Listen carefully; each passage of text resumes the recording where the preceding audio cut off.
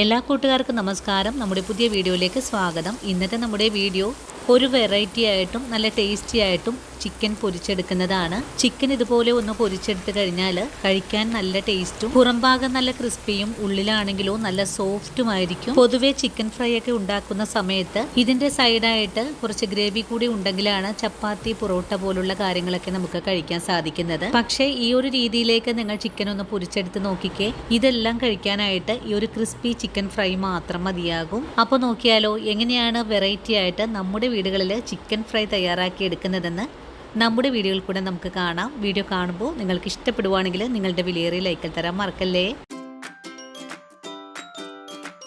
ഇനി നമുക്ക് chicken fry തയ്യാറാക്കാൻ തുടങ്ങാം. ഇതിനായിട്ട് ഞാനിവിടെ 1.5 കിലോ അളവിലുള്ള ഒരു കോഴിയാണ് എടുത്തിട്ടുള്ളത്. നല്ലതുപോലെ ഉപ്പുവെള്ളത്തിലൊക്കെ ഇട്ട് കഴുകി വൃത്തിയാക്കി ഇതിൻ്റെ വെള്ളമെല്ലാം കളഞ്ഞു വെച്ചിരിക്കുവാണ്. ഇനി നമുക്കിതിലേക്ക് കുറച്ച് മസാലപ്പൊടികളൊക്കെ ഒന്ന് ചേർക്കണം. ആദ്യമേ ചേർക്കുന്നത് ചിക്കന് ആവശ്യമായ ഉപ്പാണ്. ഉപ്പ് ചേർത്ത് കഴിഞ്ഞാൽ പിന്നെ നമുക്കിതിലേക്ക് ഒരു നുള്ള് മഞ്ഞൾപ്പൊടി ചേർക്കാം. ഇനി നമുക്കിതിലേക്ക് വേണ്ടത് 1 ടീസ്പൂൺ അളവിൽ പെരിഞ്ജീരകം പൊടിച്ച പൊടിയാണ്. ഞാൻ ഈ കാണിക്കുന്ന പൊടികളുടെ എല്ലാ വീഡിയോയും ഞാൻ അപ്ലോഡ് ചെയ്തിട്ടുള്ളതാണ്. കാണാത്ത കൂട്ടുകാർ ഈ ഒരു വീഡിയോ ഒക്കെ കണ്ട് തയ്യാറാക്കി വെക്കണേ. ഇനി ഞാൻ ഇതിലേക്ക് ചേർക്കുന്നത് 1 ടീസ്പൂൺ അളവിൽ തന്നെ ഗരം മസാലപ്പൊടിയാണ്. ഇനി വേണ്ടത് 1 ടീസ്പൂൺ അളവിൽ തന്നെ മല്ലിപ്പൊടിയാണ്. ഇനി നമുക്കിതിലേക്ക് വേണ്ടത് ബിരിയാണി മസാലപ്പൊടിയാണ്. ഇതും 1 ടീസ്പൂൺ അളവിൽ തന്നെ ചേർക്കുന്നുണ്ട്. 1 ടീസ്പൂൺ അളവിൽ കുരുമുളക് പൊടിയാണ്. ഇനി നമുക്കിതിലേക്ക് ഇഞ്ചി വെളുത്തുള്ളി പൗഡറാണ് കേട്ടോ. ഇത് ഒന്ന് പൊടിച്ച് വെച്ച് നമ്മൾ പുറത്ത് തന്നെ വെച്ച് കഴിയുമ്പോൾ ഇന്നുപോലെ കട്ടിയായിട്ട് വരും. അപ്പം നമ്മുടെ കൈ കൊണ്ടൊന്ന് പൊടിച്ചെടുത്താൽ മതിയാകും. അപ്പോൾ നിങ്ങളുടെ കൈവശം ഇഞ്ചി വെളുത്തുള്ളി പൗഡർ ഇല്ലെങ്കിൽ നിങ്ങൾക്ക് 1 ടേബിൾ സ്പൂൺ അളവിൽ ഇഞ്ചി വെളുത്തുള്ളി പേസ്റ്റ് ചേർത്താലും മതിയാകും കേട്ടോ. ഇങ്ങനെയൊക്കെ തയ്യാറാക്കി വെക്കുവാണെങ്കിൽ വളരെ എളുപ്പത്തിലാണ് നമുക്ക് എല്ലാ കാര്യങ്ങളും ചെയ്തെടുക്കാനും സാധിക്കുന്നത്. അടുത്തതായിട്ട് നമുക്ക് വേണ്ടത് 1 ടീസ്പൂൺ അളവിൽ തന്നെ എരിവെള്ള മുളക് പൊടിയാണ്. ഇനി ഞാനിവിടെ 2 സ്പൂൺ അളവിൽ കാശ്മീരി മുളക് പൊടിയാണ് ചേർക്കുന്നത്. കാശ്മീരി മുളക് പൊടി ചേർക്കുമ്പോൾ നല്ലൊരു കളറാണ് നമുക്ക് കിട്ടുക. എരിവ് കൂടുതലായിട്ട് വേണമെങ്കിൽ നിങ്ങൾ എരിവെള്ള മുളക് പൊടിയാണ് കൂടുതൽ ചേർക്കേണ്ടത്. ഇനി നമുക്കിതിലേക്ക് കുറച്ച് ഓയിൽ ഒഴിച്ചു കൊടുക്കാം കേട്ടോ. ചിക്കൻ ഫ്രൈക്ക് നല്ലൊരു കോട്ടിങ്ങിനായിട്ട് ഒരു 3-4 ടീസ്പൂൺ അളവിൽ കോൺഫ്ലോർ ചേർക്കാം.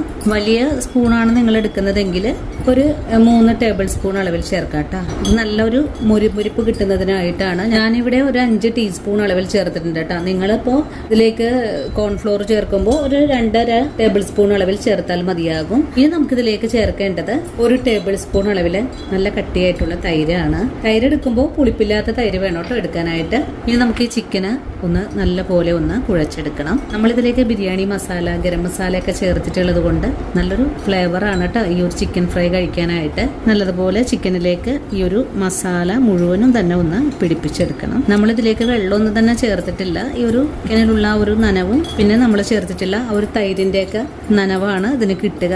നിങ്ങൾക്ക് റെഡ് കളറൊക്കെ ചേർക്കാൻ ഇഷ്ടമാണെങ്കിൽ റെഡ് കളർ ചേർക്കാവുന്നതാണ്. ഞാനിപ്പോൾ ഇതിനകത്തേക്ക് കളറൊന്നും തന്നെ ആഡ് ചെയ്യുന്നില്ല.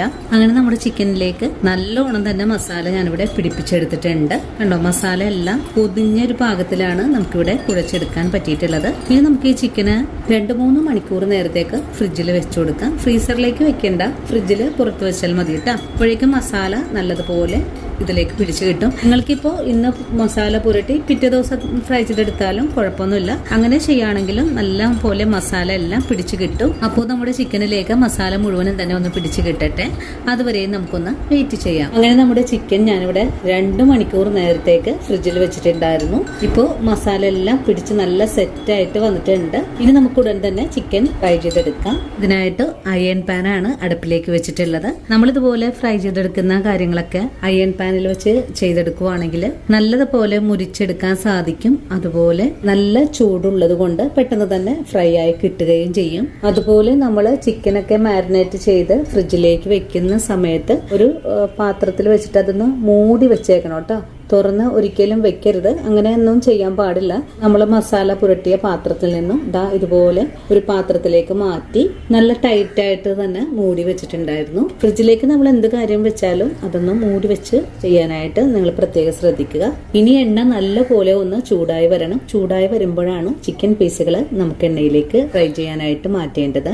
എണ്ണ നന്നായിട്ട് ചൂടായി വന്നിട്ടുണ്ട്. നമുക്ക് ചിക്കൻ പീസുകൾ എണ്ണയിലേക്ക് ചേർക്കാം. തോലോടുകൂടിയ പീസുകൾ ആദ്യം ആദ്യമേ വലിയ പീസുകളൊക്കെ ഈ ഒരു നടുഭാഗത്തേക്ക് വെച്ച് കൊടുക്കണം. ചിക്കൻ പീസുകൾ ഫ്രൈ ചെയ്യാനായിട്ട് എണ്ണയിലേക്ക് മാറ്റി കഴിഞ്ഞാൽ ഫുൾ ഫ്ലെയിം വെച്ച് കൊടുക്കുക. അതിനുശേഷം ഒരു മൂടി വെച്ചിട്ട് ഒന്ന് അടച്ചു വെച്ച് കൊടുക്കുക. ഒരു 2-3 മിനിറ്റ് നേരം ഇതുപോലെ ഫുൾ ഫ്ലെയിമിൽ മൂടി വെച്ച് കൊടുക്കണം. കാരണം ചിക്കനിൽ നിന്നും ധാരാളം വെള്ളം ഇറങ്ങി വരും. അപ്പൊ ആ ഒരു വെള്ളം കൊണ്ട് നമ്മുടെ ചിക്കൻ നല്ല പോലെ വെന്ത് നമുക്ക് ഫ്രൈ ചെയ്തെടുക്കാൻ സാധിക്കും. മൂടി വെച്ച് ഫ്രൈ ചെയ്തെടുക്കുമ്പോഴാണ് ചിക്കന്റെ ഉൾഭാഗമൊക്കെ നല്ല ക്രിസ്പി ആയിട്ട് തന്നെ വെന്ത് കിട്ടുന്നത്. ഇപ്പോൾ ചിക്കനിൽ ധാരാളം വെള്ളമെല്ലാം വന്നിട്ടുണ്ട്. ഇനി നമുക്ക് ഫ്ലെയിം ഒന്ന് കുറച്ച് വെച്ച് കൊടുക്കാം. വീണ്ടും മൂടി വെച്ച് കൊടുക്കാം. വീണ്ടും മൂടി തുറന്ന് നോക്കിയിട്ടുണ്ട്. ഇപ്പോൾ നമ്മുടെ ചിക്കൻ പീസുകൾ താഴെ ഭാഗം നല്ലതുപോലെ മുരിഞ്ഞു വന്നിട്ടുണ്ട്. ഇനി നമുക്ക് ഈ പീസുകൾ മറിച്ചിട്ട് കൊടുക്കാം. ചിക്കൻ പീസുകൾ മറിച്ചിട്ട് കഴിഞ്ഞാൽ പിന്നെ നമുക്ക് ഒരു തണ്ട് കറിവേപ്പില എണ്ണയിലേക്ക് ചേർക്കാം.